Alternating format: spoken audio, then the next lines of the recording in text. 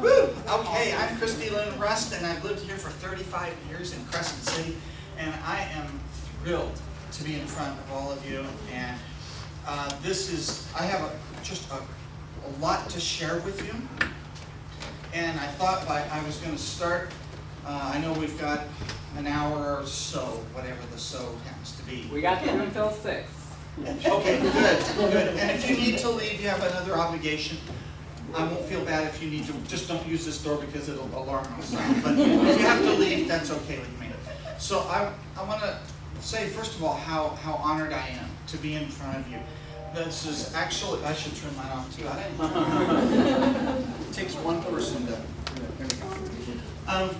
This is the first time that well, I guess I've talked in other places in Crescent City. I talked at College of the Redwoods once, and actually I've talked at Del Norte High School once.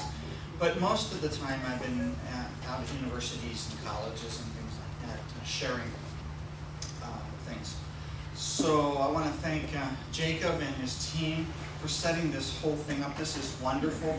I'm one of those kind of people that I'd rather us be in like a big giant circle kind of thing. So instead of this where you're facing me and I'm facing, it feels like there's like a war and I'm going to lose really soon.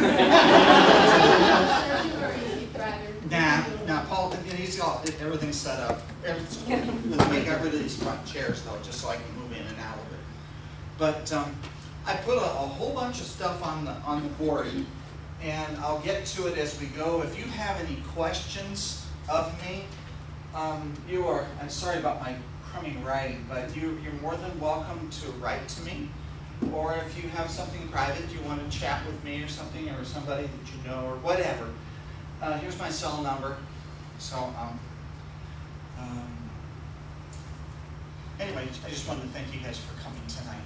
And I was hoping there would be a good group of people, because I enjoy sharing and making being transgender, bringing it down to grassroots level so people can understand. Because I think it's really misunderstood. Really misunderstood. What does the word authentic mean to you? Authentic. Real. Genuine. Genuine. Okay. Do all of you live an authentic life? No. Some do, some don't. Times we live for other people. We act certain ways for other people, to be liked or to be accepted, etc. So I'm going to probably talk for about a half an hour, and then I'm going to turn this whole thing inside out, and we're going to be just a bunch of friends talking about what it is to be transgender, or maybe you'll have questions that you would like to ask me. And I have a lot of material over here and some CDs to hand out if you're interested in that sort of thing. So, my name is Christie Lynn Rust. I used to be Robert Lindy Rust, and I taught at Del Norte High School for a lot of years, and I am now retired. I retired in 2008. It sounds like it feels so long ago. I'm not here as a psychological expert, because I'm not an expert. I didn't go through training to become a therapist or anything like that. Although I actually did kind of think about maybe it would be good to be a therapist and try to reach out to people in need. But I'm really here to openly share and intimately share with you, so you'll come away with an understanding of what the word transgender means. So I'm gonna pull a lot of stuff off my thing here. So first of all, I'm transgendered, and so the definition. What is the definition of being transgender? It is to live with a persistent and inescapable inner self of being a female trapped in a male's body, or vice versa. Another way of thinking this is that there is an inner self and an outer self. For most people, these two halves come together to form a seamless whole. Most people look into the mirror and say, oh, yeah, that's me, I'm a woman, and I see a woman coming back, or I'm a man, and I do see a man with a beard, I'm shaving in the morning, And it's not something you ever think about. For the transgendered person, the outer shell, or the outer self, is like a shell that is not aligned with the inner self, the way we feel inside. In our society, we treat each other by our visible outside self. So the fundamental plight of the transgender person is that the world relates to them as though they are the outer shell. To the transgender person, this creates a horrible sense of being misunderstood and having to act uncharacteristic to meet society's expectations. Now, try not to throw so much stuff at you at once, but you get the idea. It's like there's two shells, an inner and an outer self. And that's really a difficult concept for what we call cisgendered people. People that their inner self and their outer self are aligned, which is most people in our society. So what does GLBT stand for? Obviously gay, lesbian, bisexual, and transgender. And then we can go on, there's a whole plethora of other letters and Qs and XYZs, because I mean, there was one that was like, I don't know, 12 letters long when you have to get everybody. So the G, the gay, lesbian, the bisexual are pretty easy to understand, because really it's about who you're attracted to, right? Okay. Or you could call it your sexual preference.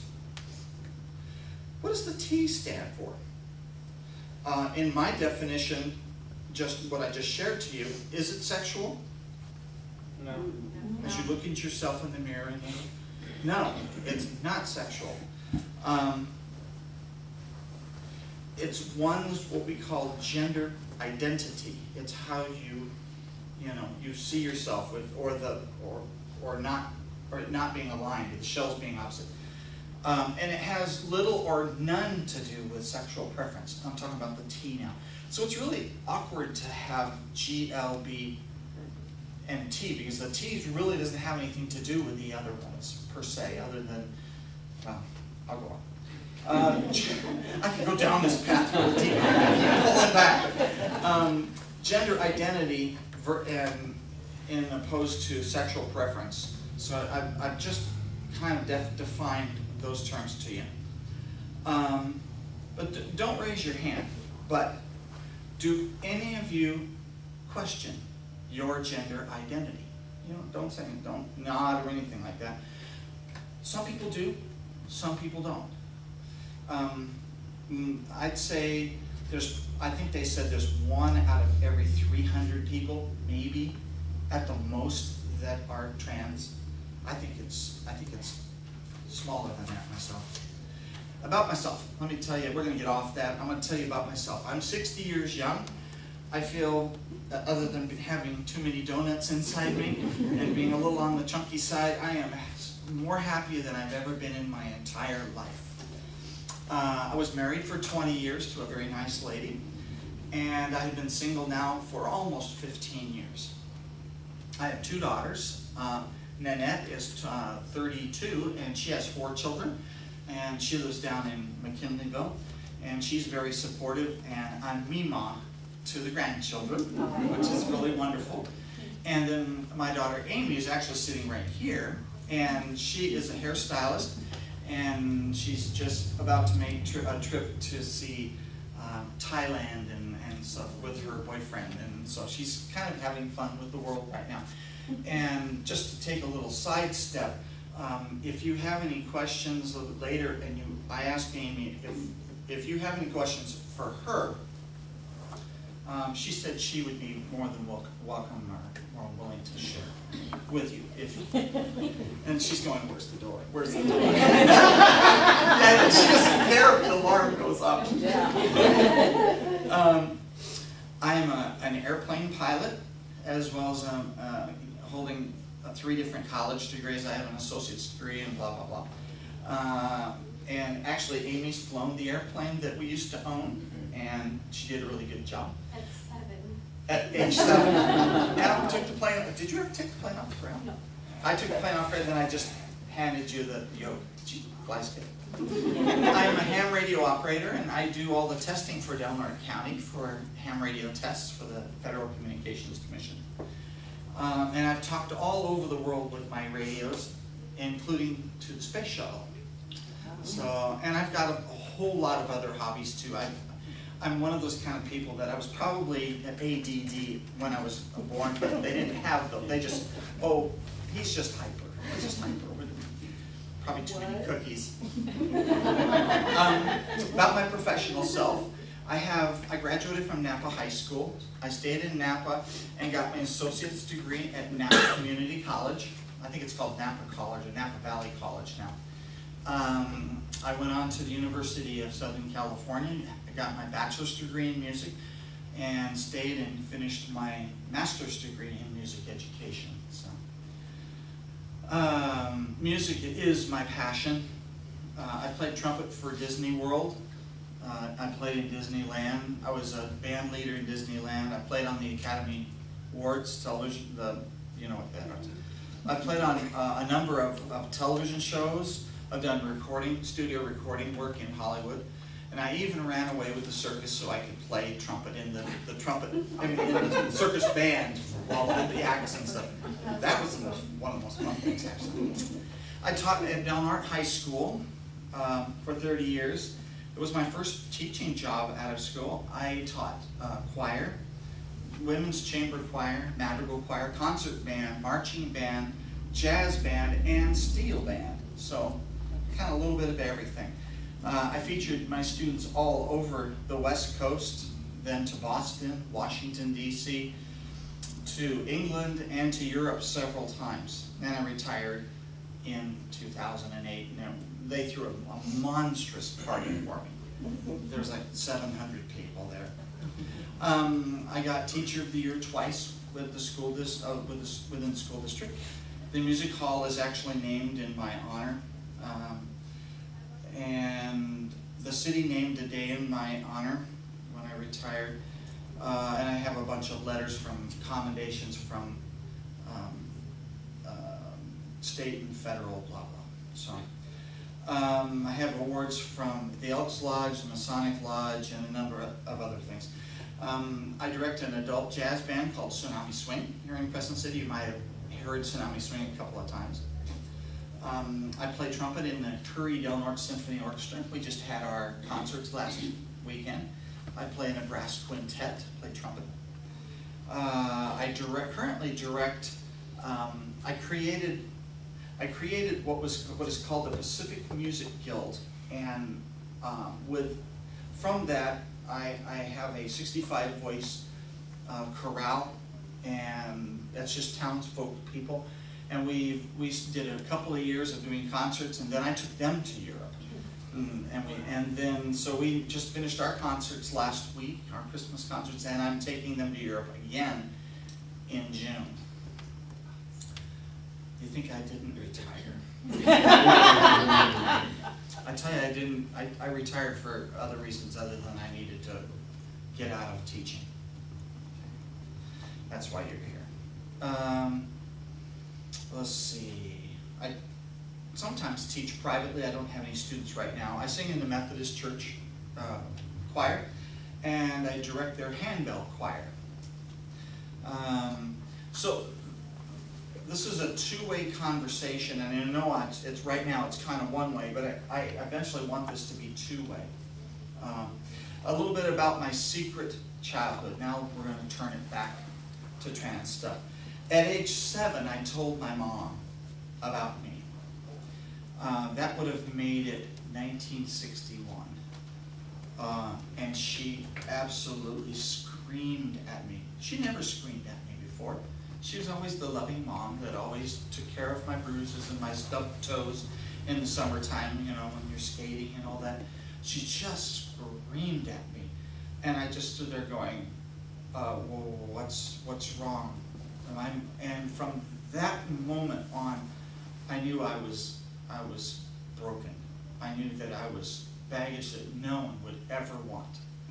And that's really hard for a little kid. But in 1961, you would never tell anybody about about being transgender or gay, you know? I mean, that was outside of what was acceptable. At age 11, I used to come home at junior high school and I would get dressed up and I would eat my lunch. The parents were gone to work and my brother and sister were at school, and so I'd ride my bike home, get dressed in my mom's clothes, and I'd sit there and I would just very slowly eat my lunch and then change back and then ride back to school until Mom caught me. And then, of course, she says, now you're going to have to face Dad. And I thought, I'm dead. I'm just absolutely dead. My father will just rip me in half. Well, he never did. He always treated me nicely. So when he came home, I was sitting on my bed, and he says, Mom said you have something to tell me. And I completely fell apart. I knew that my life would come to an end, or I would be banished from the family or something horrible. And so I shared with him my feelings, and he said, oh, is that all? He says, don't worry about it. And he walked out of my room. And it was like, for an 11-year-old, I'm going, I got two different viewpoints, and that was really, really difficult. I dreamed about getting psychiatric help. I knew I was damaged. I knew there was something wrong with me, but I didn't know how to ask permission. I didn't know, so I always kept my mouth shut. When I went to junior college, I took a psych class. I'm like, I'll go to the psych teacher and make an appointment with him and go in and see what he has to say. And I shared it with him. It was one of the very first people I've shared it with, except for the folks. And he says, oh, there's a lot of you around. I said, no. And he said, he says, no. So he proceeded to talk to me a little bit about, and that was the first time I've actually started to calm down a little bit. It stayed with me throughout my adult life, and I kept it an absolute tightest secret. I thought that if I could be a great husband and a great dad, that maybe all of these feelings would go away, and then I could become normal like everybody else. I became the president of my church. I became president several times, president of the amateur radio club, and a bunch of other things, trying to shed these feelings. In 2000, the divorce came. My wife told me she didn't want to. I did share with her before we were married, and the marriage didn't survive it. And this war was just raging inside me. It was an absolute war, and the depression is unimaginable. A little factoid: about 60% of the transgender people think about committing suicide on a really high basis, and about 10%, maybe more, actually commit suicide. Many of the transgender people are also drug addicts, they're homeless, they're streetwalkers, a lot of prostitution. You'll see a lot of them in San Francisco and the larger cities trying to make a living, because it's really difficult for a trans person to go into and get a job because, well, of the rejection. They're often rejected by their own families because the families don't want them. Some families wrap their arms around, but often they're rejected. There's people within my family that have absolutely rejected me. I have 4 cousins that I played with all the time when I was a kid. 2 of them, they won't even pick up the phone when I call them. The other one sort of will talk to me, and one is very open. My mom, my father's passed away now, but he was very open throughout his whole life. So the friendship was there. Mom, on the other hand, stayed very stoic and she did, I'm not going to deal with it. Don't bring the subject up to me. Don't do that. But I was not authentic, you know, far from it. Only a couple of people knew about my inner war. 6 years ago, I started the process of finally coming out. This was before I retired. And I told a few people, close friends, because I wanted to see, I was testing the water to see if I could live here. Because I thought, if I tell these friends and they reject me, I'm going to retire and I'm going to go up to Washington State and absolutely, you know, etch a sketch and start fresh. Because that's what I thought I was going to have to do. In 2009, December 9th, was today the 10th? Mm-hmm. Oh, by the way, this is my birthday. This is my 5th birthday. On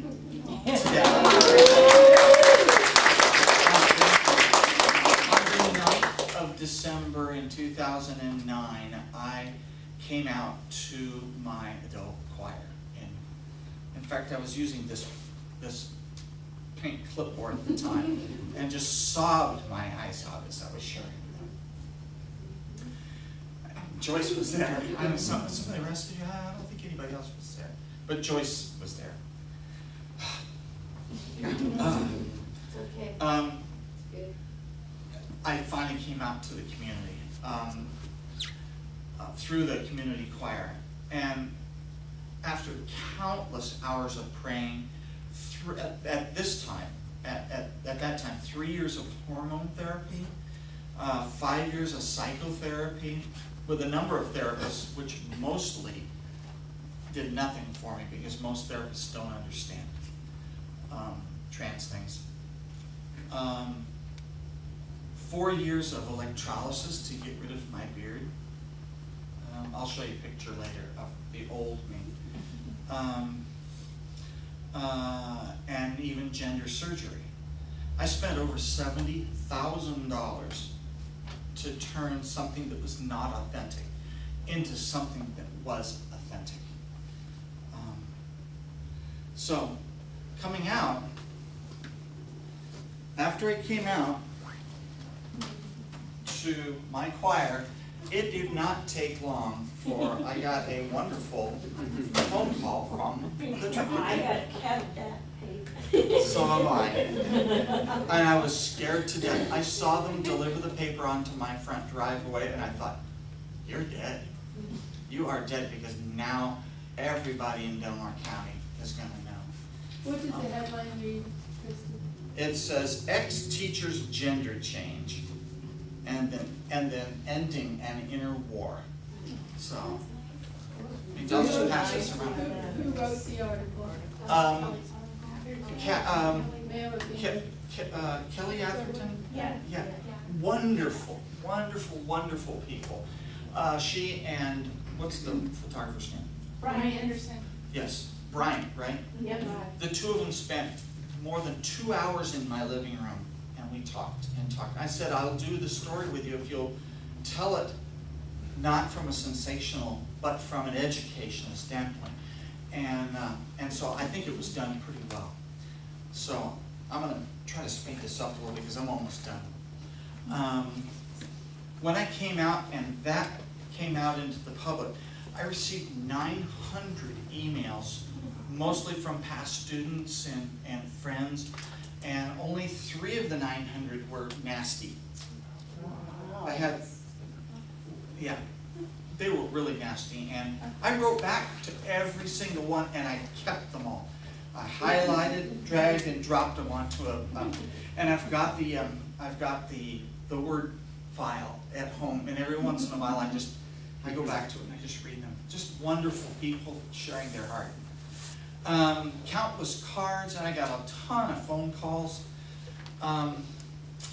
So, I didn't know if you knew this, but in order to change your name and your gender in the state of California, not only do you have to pay a bunch of money, you have to fill out all this paperwork, you have to get affidavits from a doctor showing that you've had the surgery, and from 2 different psychologists showing that you truly are transgender. Once you put all that together and turn it into the county office here, then, and it's not this way now, but back then you had to go to the triplicate and advertise on the back that you are changing your name. Are you serious? Wow. No. I've got them in my No. and it said and you have to do it for a month. That's So- bullcrap. Well, that sucks. It's changed. Okay. It's not that way now. But they used to do that because like when kids wanted to change their name, if their other parent was out there somewhere, then they would be able to respond. And they also said something about, like, if you were trying to get away from your creditors, so you'll change your name or something like that.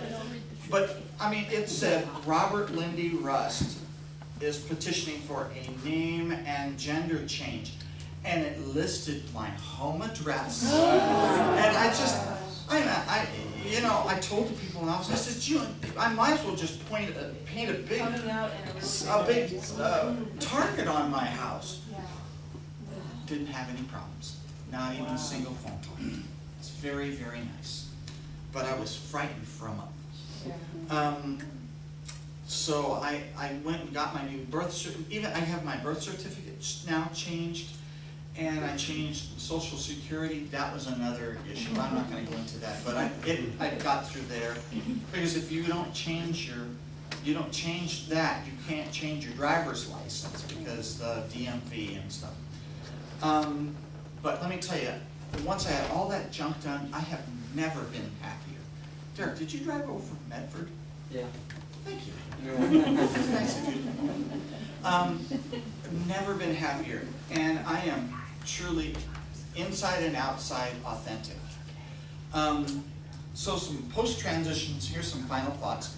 There are a couple of groups. One's called Christie Lynn, it's in Southern Oregon. They meet at a church in Ashland. I spent 20 years going to support meetings once a month. Of which I packed a little bag and I would drive over there and I'd go in another room and change into my real self and sit for 2 hours and then unpack and take the makeup off and then drive home. Did that for 20 years. There's another group called Humboldt Unity down in Humboldt County. I think they've changed their name now. But since then, there's two different paths. If you're a trans person and you have transitioned, you can either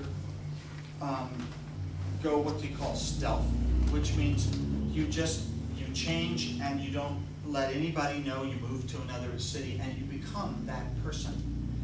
And you don't ever want anybody to know that you were ever trans. And then I wanted to go the opposite end. I wanted people like you to know more about transgender stuff so that maybe some of you would go home and you might run into somebody and say, I know this little girl and she's blah, blah, blah, or this little boy, and say, you know, I went to a little seminar by this trans girl and this is what she had to say. And so you have just enough information that you could actually help people. So I've done dozens and dozens of these kinds of talks all over the North Coast. Humboldt State, I'm usually there 3, maybe 4 times a year. I go over to the Rogue Valley and spend some time here. I am a judge for the North Coast Music Educators Association, so they don't see me as anything but a good musician, and I do judges. I judge concert bands, jazz bands, and choir festivals down there. I'm very active in the Methodist Church here in town. I direct the handbell choir and sing in the choir, although I should tell you this. I came in and they put me on tenor because my voice is somewhere between a tenor and a baritone. And they said, well, but we need somebody to go to the alto play. And can you sing alto? I said, well, yeah, I could do that. So I switched to alto and I sang there for, do you think you could switch to soprano for a little bit? So I switched to soprano and then I think I went back to alto. And one of the bassists in the back and said, you know, Christie Lynn, what did Don say? Transsectional. Yeah, he says, you're truly transsectional. and everybody busted up laughing. That's really great. I'm very active in the Methodist Church, and I am also, another component is that I just knew that God hated me. He must hate me. I'm so imperfect. There's just, And that's not it at all. I believe in Jesus Christ. I believe, I just love the church and Christmas time and all that sort of thing. And I really believe at this point in my life, on forward, I believe that God has made us the way we are. And so if I'm this way for a purpose, then I'm just going to be happy. God doesn't make mistakes. Yeah. I was mad at him for a very long time. You know, I'm doing everything in Crescent City that I did before, if not more. But I am an exception to the rule because a lot of trans people don't have the path that I've kind of carved for myself here. I've already talked to you about that. Anyway, it took me 50 years, but I'm really proud to tell you that I'm truly authentic now. I was sharing with somebody when I was going through my transition, I was so depressed. I thought, how in the world can I get this out of my system? So I went to Delaware Office Supply and I bought this journal. First of all, I don't like to write, you know. I like to type, that's okay, but I don't like to write, and I usually don't do a lot of reading because I'd rather be active. And this thing is more than half full of little tiny script of me writing all the feelings and the hurt and the pain and everything that I was going. And it's really nice to have because I look back and I think to myself, right now, I'm really pretty happy inside, you know. I'm not perfect, but I'm happy with who I am. And I think, oh, I was never transgender. No. Open the thing up to almost any page. Depression. Back to school. New. Oh, I can't stay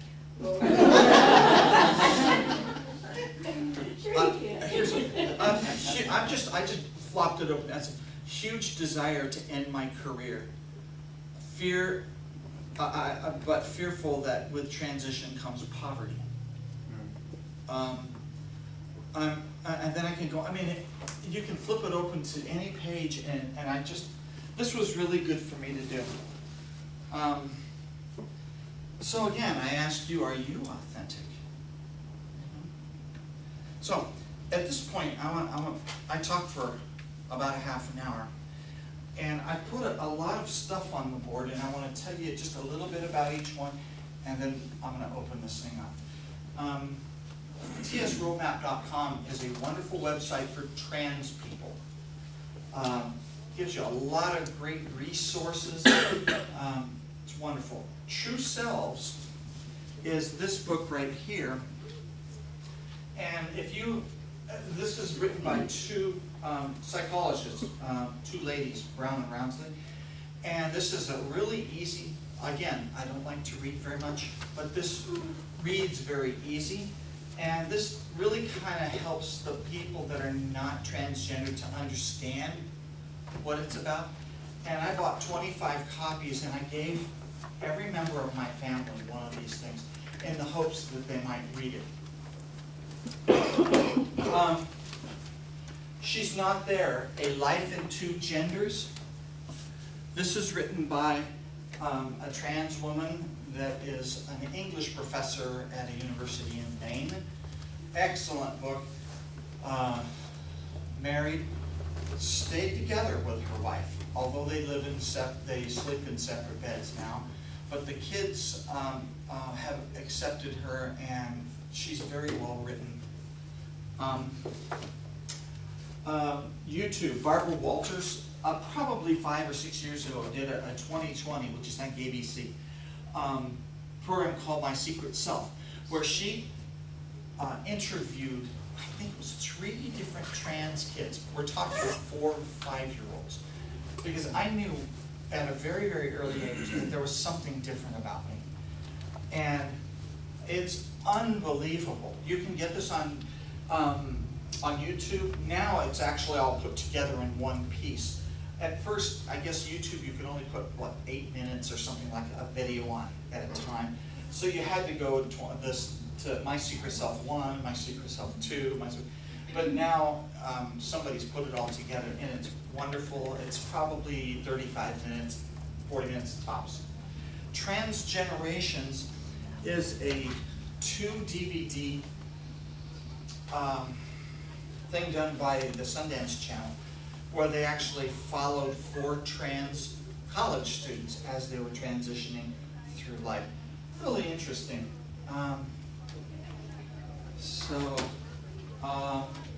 think I've gone through everything here. And since I'm right here, this is Transforming Families. This is really great. These are 3-page stories from family members about their transgender son, grandson, niece, nephew, etc., grandson. Really easy to read. And one mom had a little son, I don't know, I think he was 4 or 5, always wanted to wear mom's high heels, and more than just playing around like a lot of boys will just do because they just goofing around. But this is always wanted to wear a dress and that sort of thing. And so they wrote a children's book together, and it's called My Princess Boy. And it's really easy to read, and it's a children's book. So you're welcome to look at that. And one last thing is that I brought some CDs. There's a church in Indianapolis, I think it's called Life Journey Church, that's what they call it.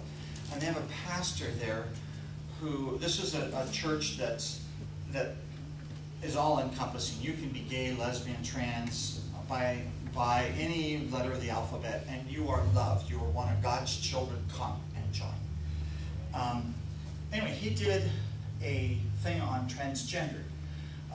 It was a sermon, and oh my gosh, he did his homework, and it is so well done that I've often made many copies, and anybody that would like one, if you would like to listen to the pastor, you're welcome to take one of these.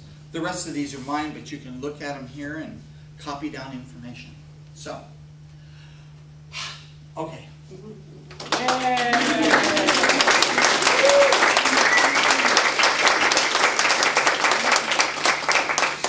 There is, I'd like this to be open, this discussion.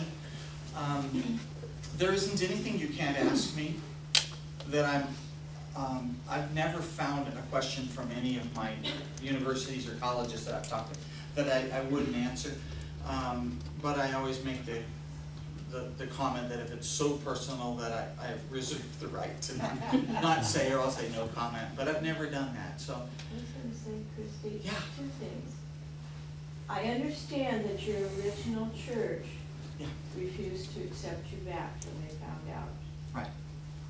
And that, which, is it the Methodist church now? I'm going to the Methodist church. Right. And they welcomed you with open arms. Yeah. And I understand that. And I don't want to mention which other church. No, that's fine. I understand that. But I know that happened. And it wasn't the church, it was specifically the pastor that condemned me.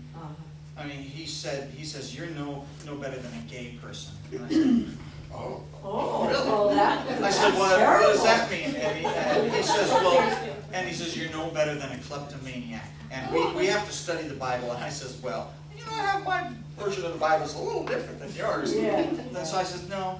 I said, I respect you to go your way, and I'm going to go my way. And I also understand that a very nice comment was made when you decided to move your choral group and become part of CR for a while. Yeah. And I don't know, maybe you'd like to share. Do you remember the remarks you made? Oh, I don't remember offhand. You said that you wanted to know you were transgender and you were going to be dressing as a female. And she said, I don't care what clothes you wear. It's your talent I want. I don't care how you dress. Yeah, Anita Janice was open arms. She says, I've had I've worked with other trans people in other colleges, and it's just, we just want your knowledge. And it was really great. Yeah. Yeah, go ahead. I'm with the triplicate Okay. I'm throwing that out there. Anyway, I'm Jessica. And I just was wondering, are there other trans people living in Del Mar County and Crescent City? Oh, yeah, right here. Okay. There's others too. Yeah. There's more. Yeah, there's a number. And something I didn't mention, I think I mentioned it before most of you were here, is that I've been asked by a number of therapists to come in and sit in sessions with a family and their trans child and the therapist, so I could bring some information, because most therapists don't understand trans stuff. I mean, they have to know so much, but this is a little area. Is the therapy, is it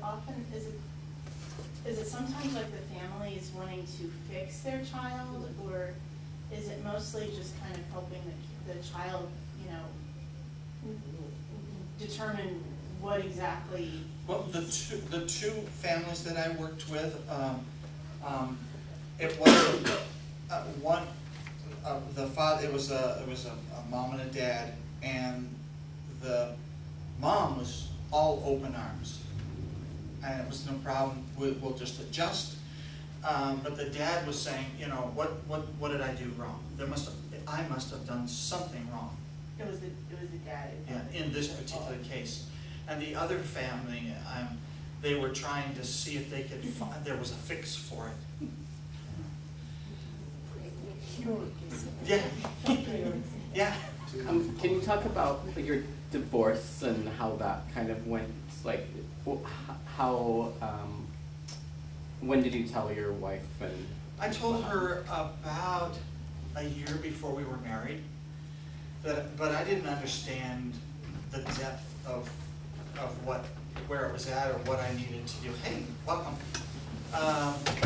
And she fell apart, and then the next day she came back. She said, I think I can deal with it, but and that's okay. So I said okay, and then I thought we were doing pretty good, but it got, honestly, as I was getting older, I was having to deal with it more and more. And then at night, the family would go to sleep, and from 11 to about 1 o'clock in the morning, I would barricade myself in the radio room, and I would become Christie Lynn, and I would sit there and do nothing. So I had a little TV in there, and I had my ham radio equipment, and I had a bunch of stuff against the door so nobody could open the door, and I get to be for 2 hours, an hour, I get to be my authentic self. So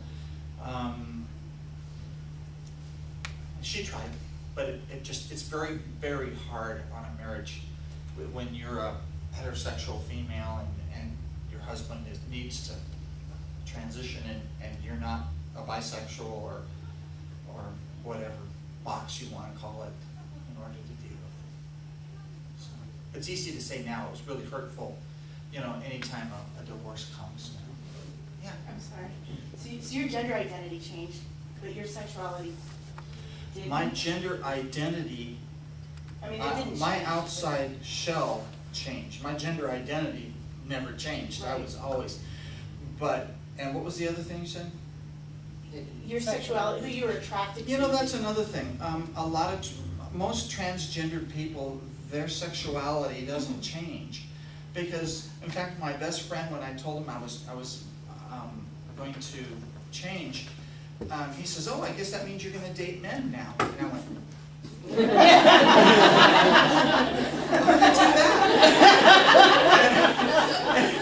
And I said, and he says, "But you're a woman." And I said, "So?" I said, "I'm not interested in men, but you're." And we went over and over on the phone about this. He finally said, he's my best friend, is Jerry. And he finally says, "You know, we love you the way, however you are, and it doesn't make any difference." And it's, quite frankly, the hormones kind of ruin your libido. So I mean, I've been with no one.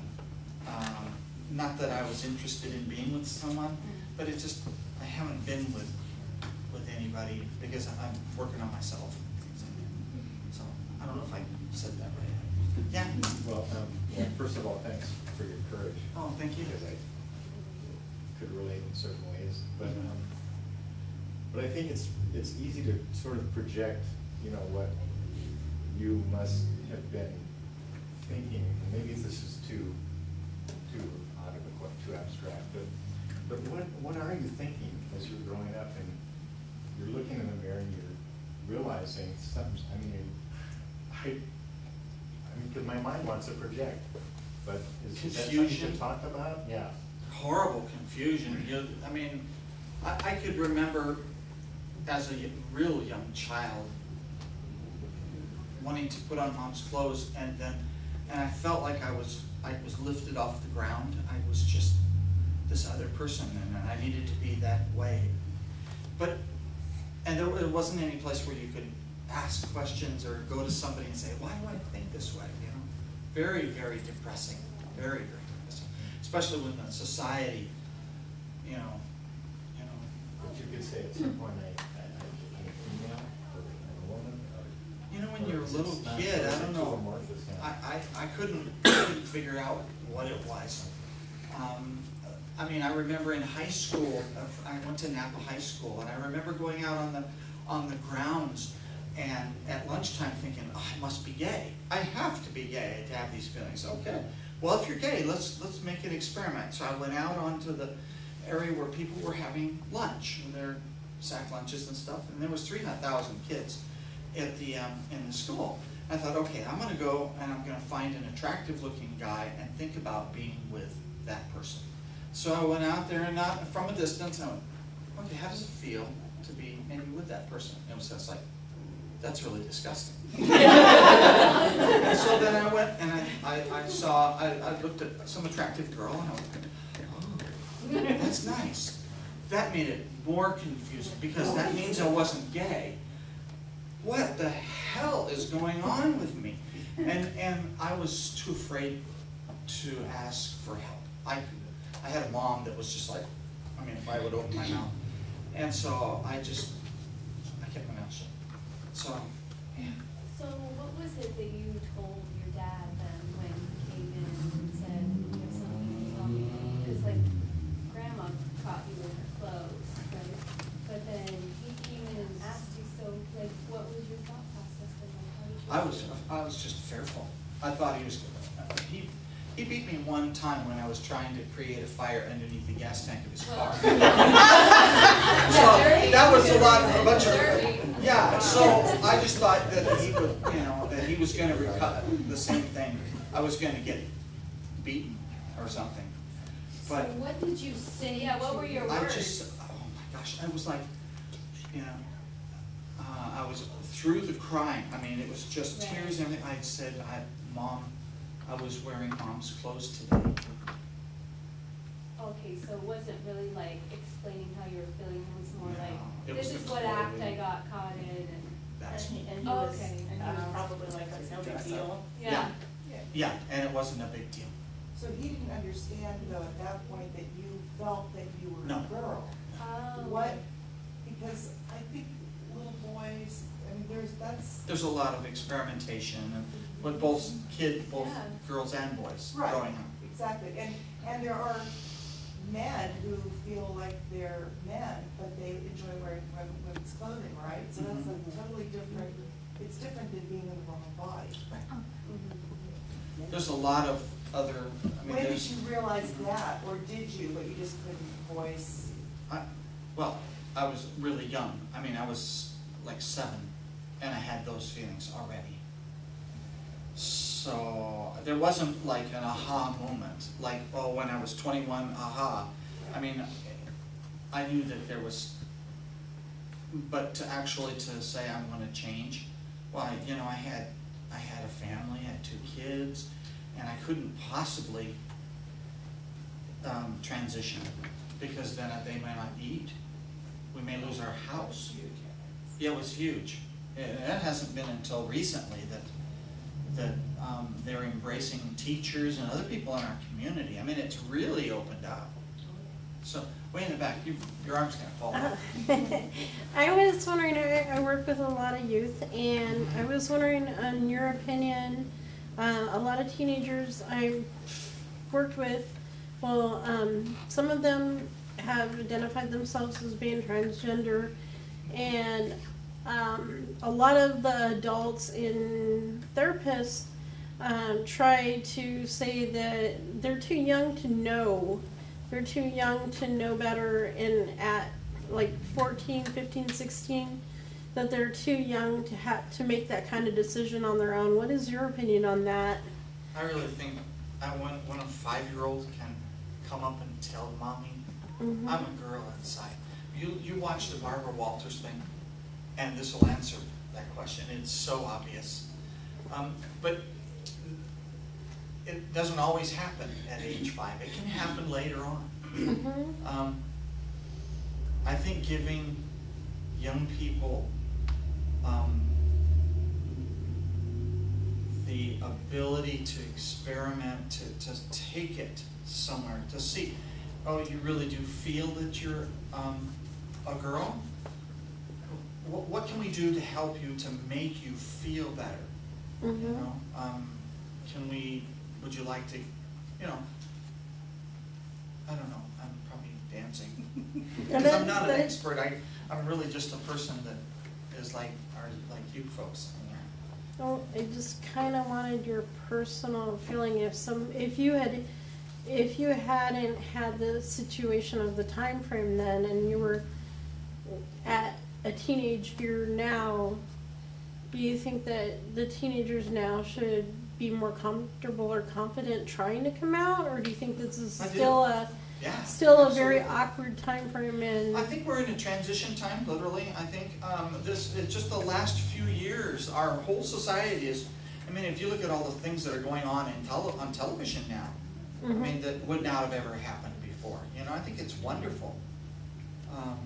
And to force someone to stay a certain way, you end up having psychological problems that you just, yeah. I've seen online where there's this family, and now I can't remember if it's like a 5-year-old child. I can't remember if the child was born male or female, but the child came out to the parents about age 5 saying, I'm really this other sex. So the parents paid for the child to have a sex operation change at that young age. How do you feel about that? Well, first of all, they probably wouldn't do an operational change at that age. What, if anything, as the child is getting closer to puberty, they'll do blockers, because the child really doesn't, I mean, you don't want to do gender surgery on a 5-year-old only to find out that, oh, wait a minute, they're 18 and they don't have those parts anymore, but now, so they have the what do they call those blockers? Puberty blockers. Hormone blockers, yeah, to keep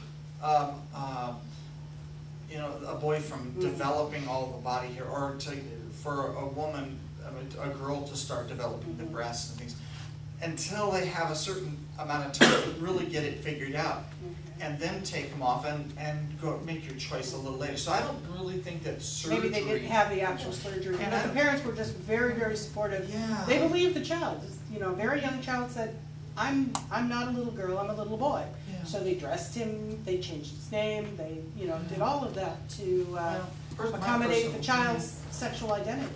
Yeah. Well, I wouldn't think that surgery is the answer at that age.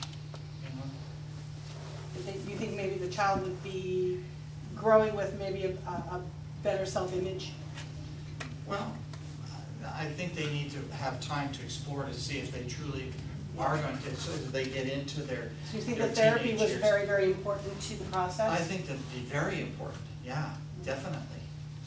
So that everybody's on the same game, you know, on the same plateau together. Yeah.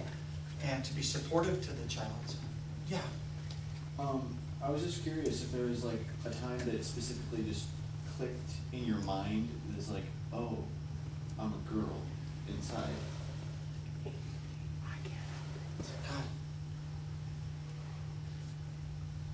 No, I just knew at age 7 that there was something, but I kept saying, no, I can't be, that's wrong, you know, I have this other body, so I need to be, you know, this was the 1960s, so, you know. It was the time when like everyone was. It's pretty tight back then. I mean, the gay movement was, what started out at, what, 67 or something like that? Early sixties was just like the fifties. Yeah. Very, very And the trans movement is actually following right behind, I think, the gay movement. I think it's terrific. But is there an aha moment? No. It just has always been I've heard of frustrating. children who, you know, I mean, the parents have known because the kid's 3 years old and doesn't want to go out and play ball with the boys. He wants to go in and have a tea party with his sisters or something. And I think that, like you say, it's just there.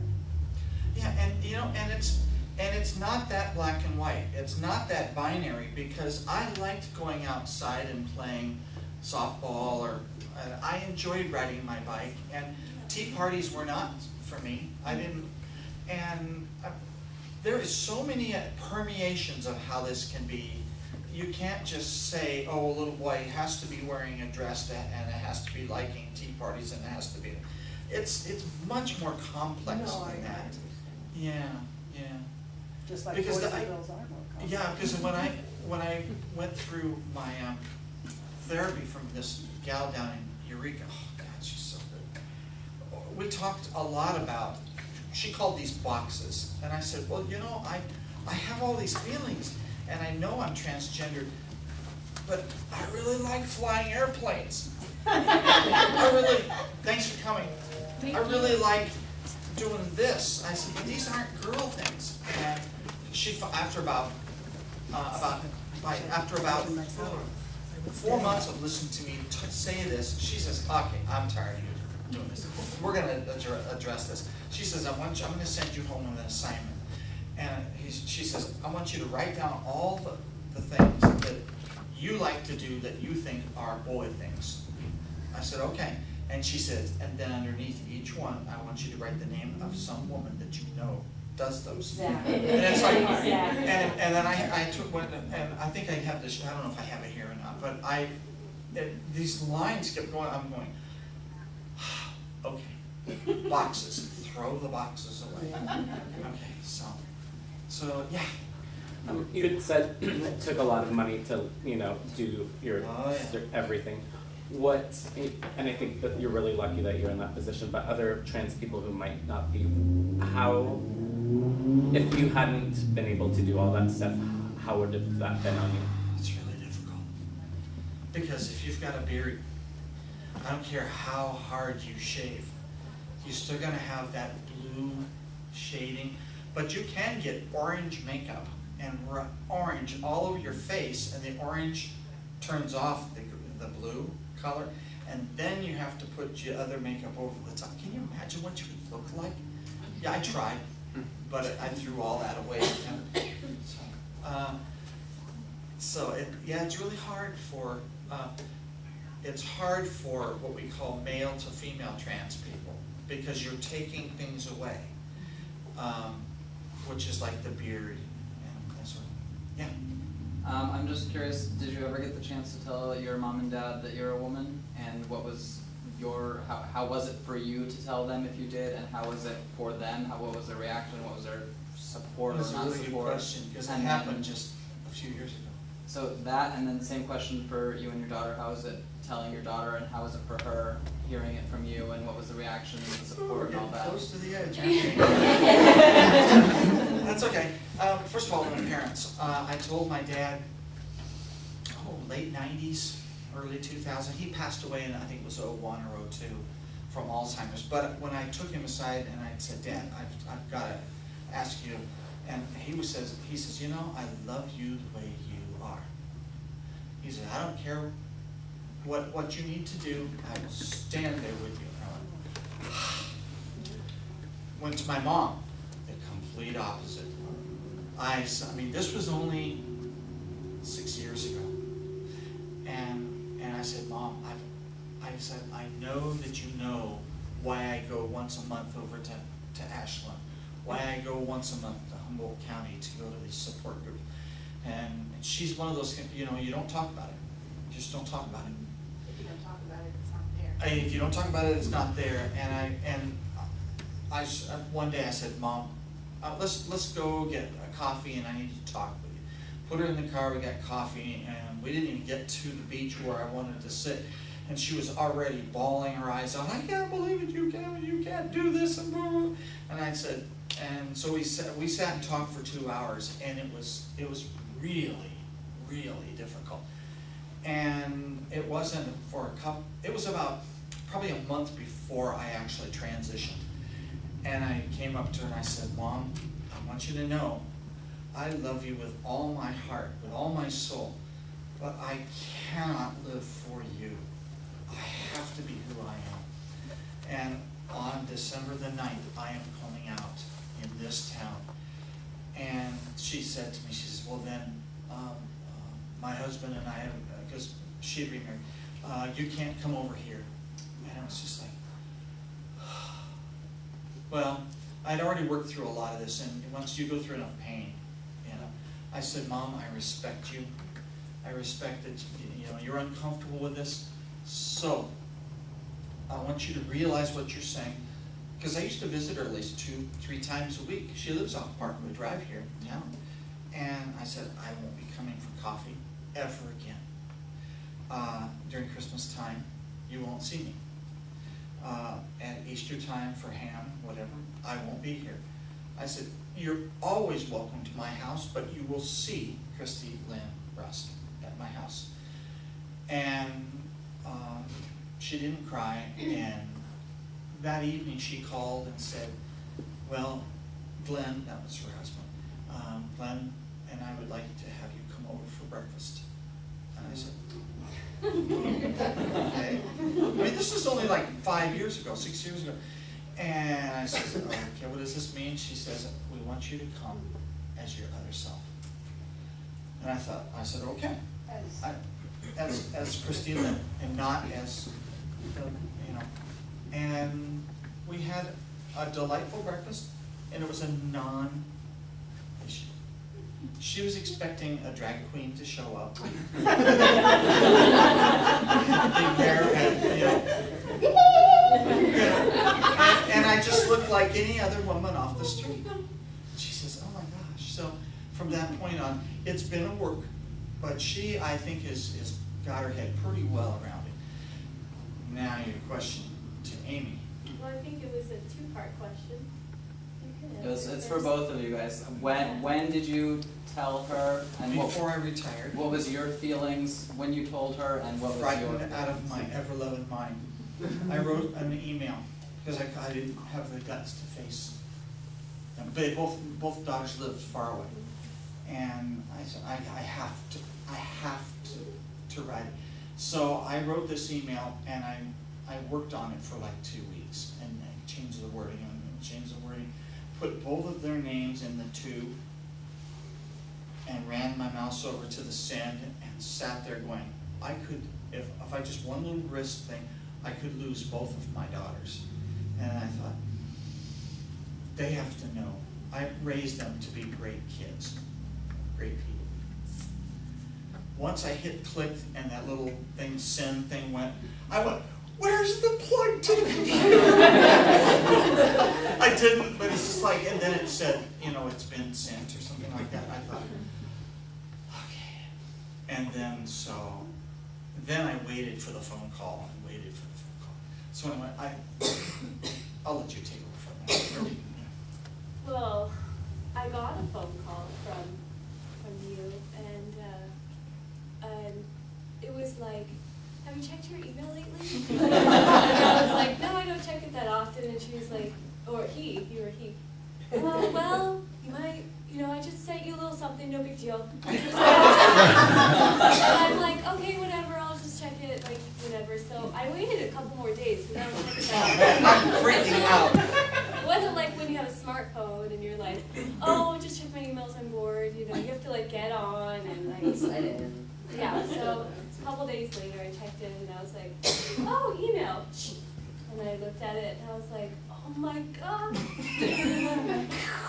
It's like, what do you do? Had you like no idea at all? No, well, my mom had kind of said a few things to my sister and I, but it's really hard to, like, it's not that my mom is dishonest, but my mom has a tendency to exaggerate.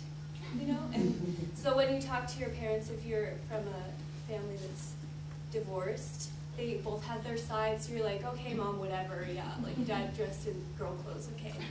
So that when I got the letter, then it was like, oh, that's really true. And so we talked, and I talked to Nan, and it was more like, okay, well, what do you want for somebody that you love? You just want them to be happy, right? So simple for that moment. But, you know, it's just like every day, it's something new, and every day I accept it more in a new way, in a different way, and I do hair, so I get to talk to a lot of people about it, so it's pretty cool. I get to kind of have my own therapy with people, and yeah. So. I was told that you have never heard your mom do a talk like this before. No, is this is that the so? first one. How is this for you? It's pretty cool. She's very open, so most of the stuff I've heard, we're pretty open and honest, so. But it's special to be here for sure. It's nice for me to feel like I'm supporting her. It's wonderful. Yes, it is. Amy, did you have a hard time figuring out what to call Christie Lynn? I still do. You slip up and call it. Well, because it's challenging in a lot of different ways, because when I talked, it becomes a conversation every time. Oh, you know, I'm going to my mom's house. Who? Your mom? No, my mom's. Your mom? No, mom's, because we decided we're going to say mom's. And then they're like, what? And I'm like, it's my dad. She's transgender, and I call her mom's. So then it's like this whole conversation I have with someone every time. So like when I talk to people, I just say my dad. And if they know me, they know she's transgender and who I'm talking about. And they all respect that, you know? And then it's like one less thing for me to have to do.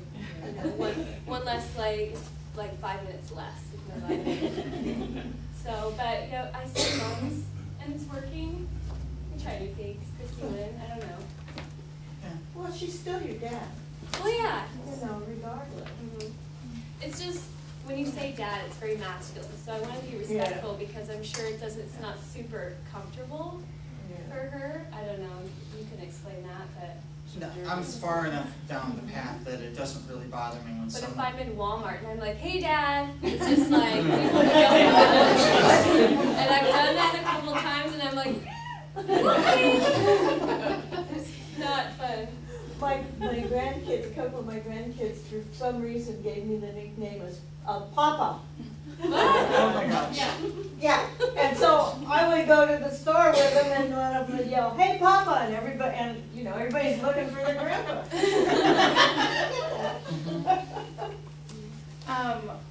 Have either of you been watching some of the like transgender pop culture things, like Transparent or Orange is the New Black or Laura Jane Grace's new show, Slash? If you have, what are your thoughts on them?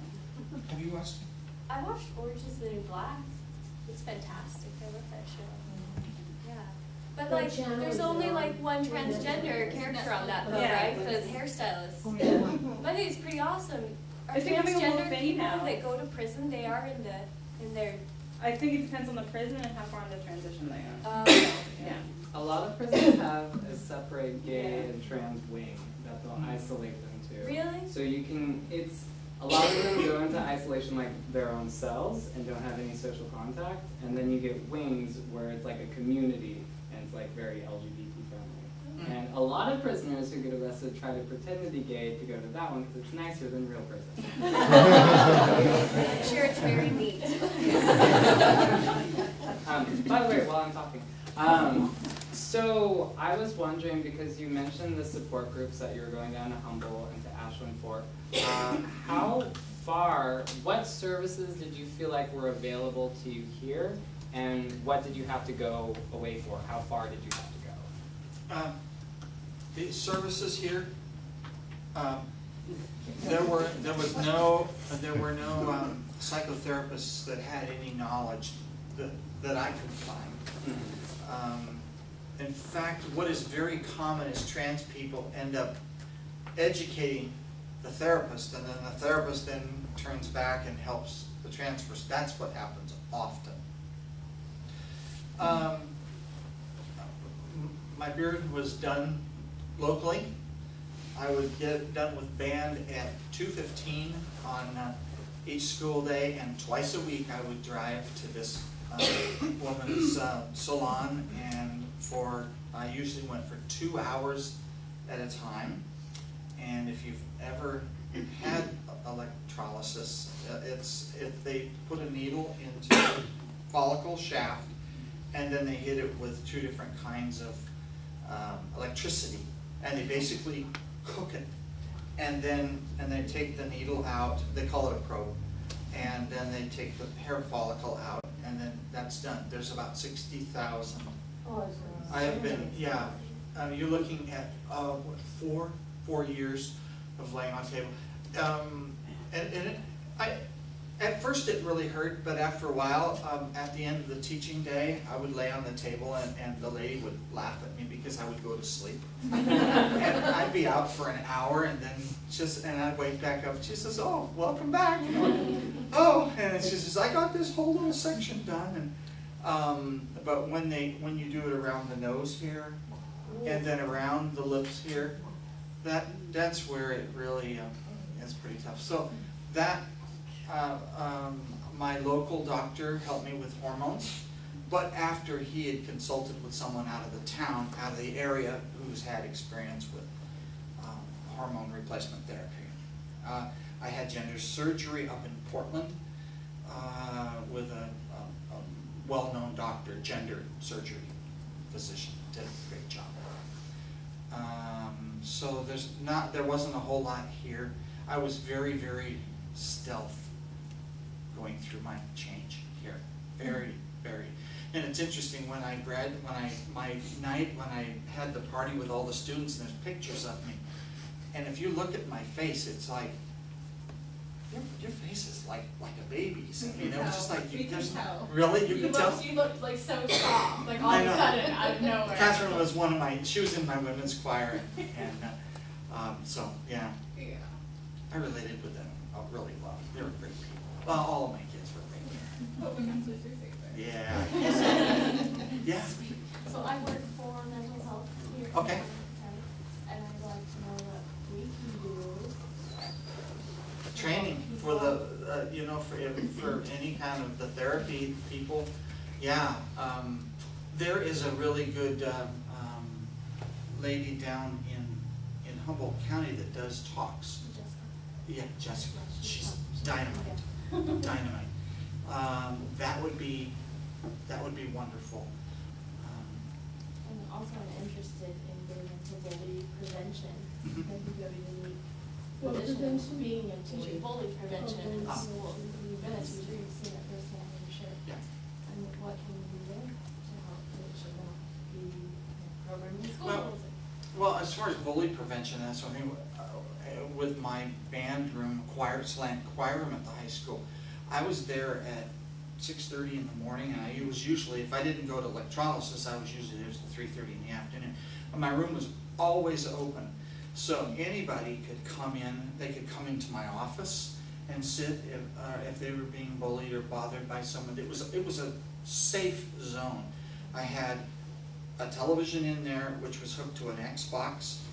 There was 3 or 4 couches, we had a refrigerator, we had a microwave oven, and so I treated my room as if it was my home to the kids. So I think it was a pretty safe area. Did you guys kind of feel that way? It's the only place you felt safe in high school. Really? Yeah. Yeah. And you knew a lot of people that would go hang out all lunch period. Yeah. All the band kids, all the choir kids, Yeah. theater kids. Yeah. And it wasn't just band people or choir people, because we had theater kids in there, and others that A lot felt. of computer geek guys that come hang out. It was safe. fun. And I also stockpiled some food in my room, because some kids didn't have money to eat. Nope.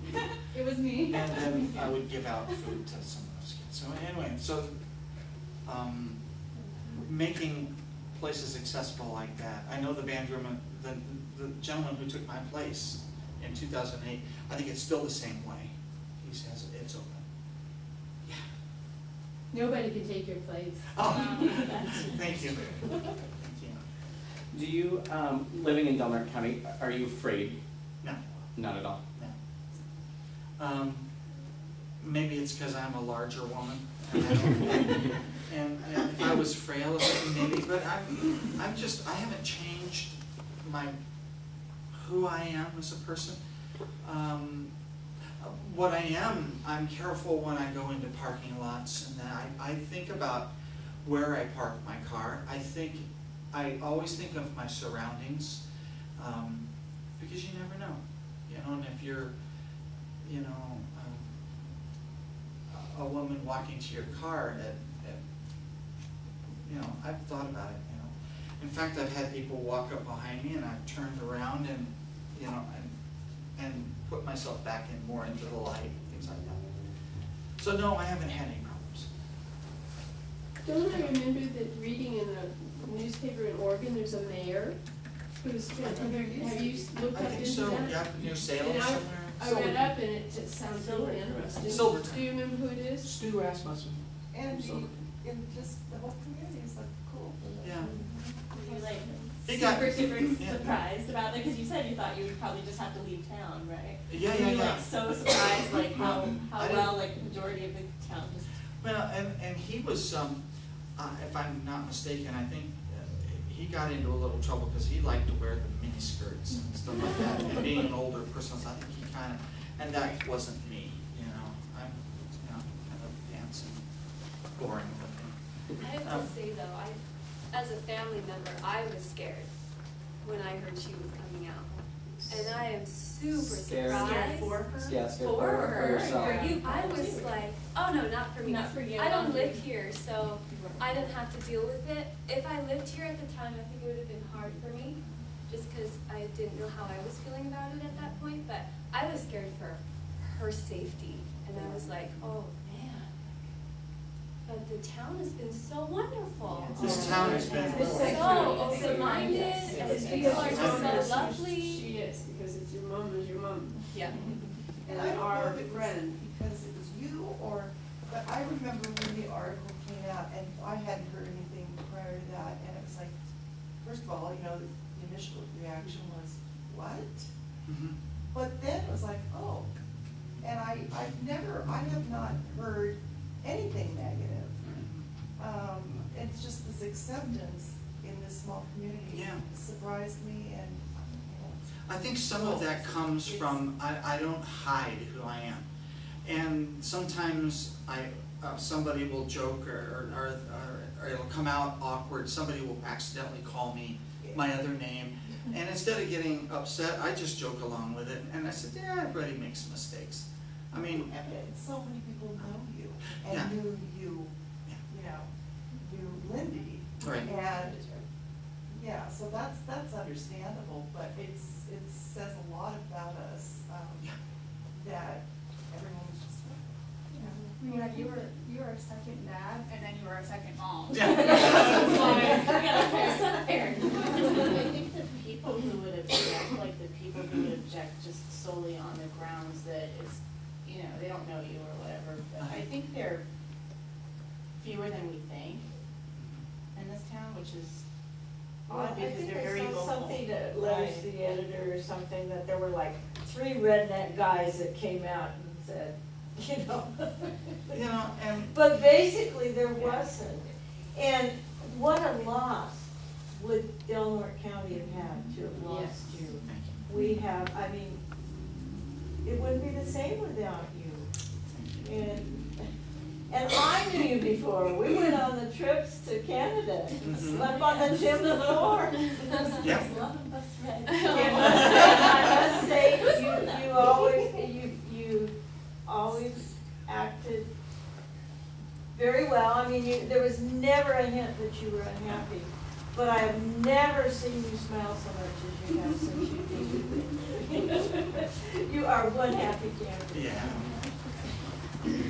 Before we even knew you were one of the girls, like seriously, you were always one of the girls in choir. It was like if you ever had a girly problem, you didn't have to be afraid to go say, hey, I've got a girly problem. It was like one of the girls, way before we even knew. So, I mean. I originally thought you were gay.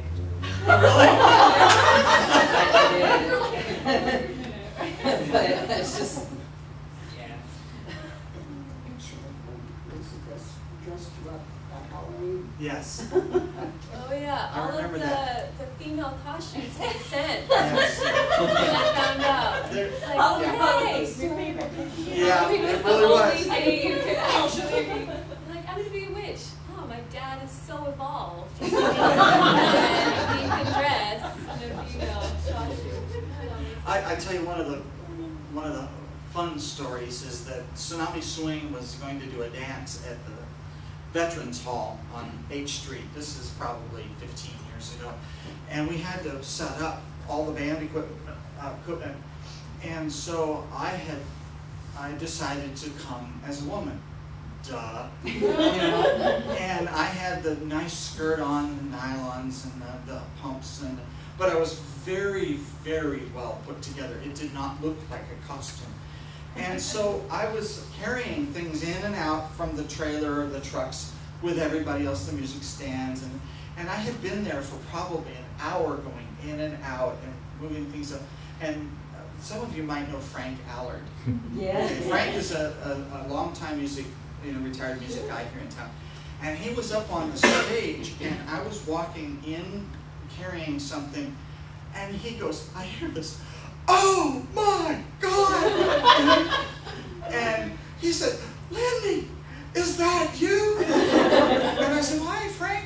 He said, how long have you been here? And I said, for an hour. He said, I didn't recognize you. And I went, and I just glowed inside. And then I had to stand next to him because we were both playing trumpet, and he kept looking at me like. I did have to take off my shoes so I could, because those high heels were killing my feet. But it was one of those wonderful times.